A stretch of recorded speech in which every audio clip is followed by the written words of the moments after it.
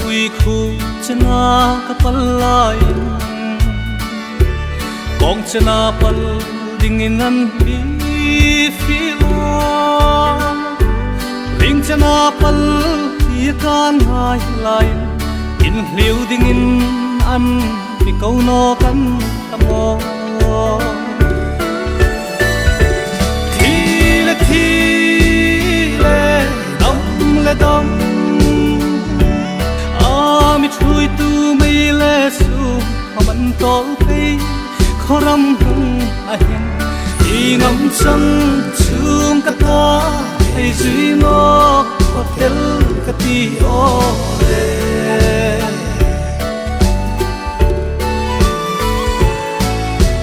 ring nan kanan ram ka pan lai mây lê su min ka pa mi mana vamin hai ka dong lein mo song ka tum ma chui tu don sa lovin thi le dam mi chui tu mai le su khaman tol pei khoram hum ai i ngam sang chung ka ta ai zui no hotel ka ti o le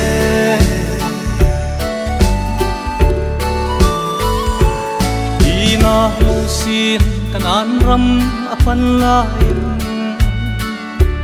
dan mangin thui thung sra ma tum kanan ram thum nei dinga thir lai ap mangai hai chu lâu phẩm sân tâm ho thi le dam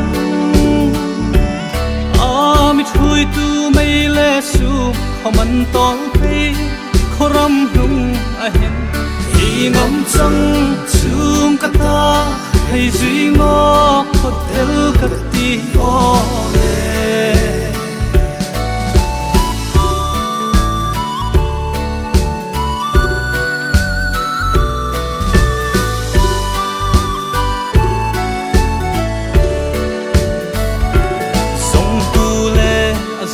hain tu na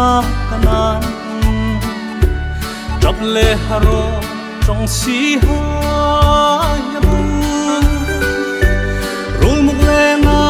pang hayan tu chai na alaya em tu le ven tu beram te thi le dam chui tu mây lê su khaman tol pei khoram hung a hen i ngam chang chung ka ta hay zui no hotel ka ti o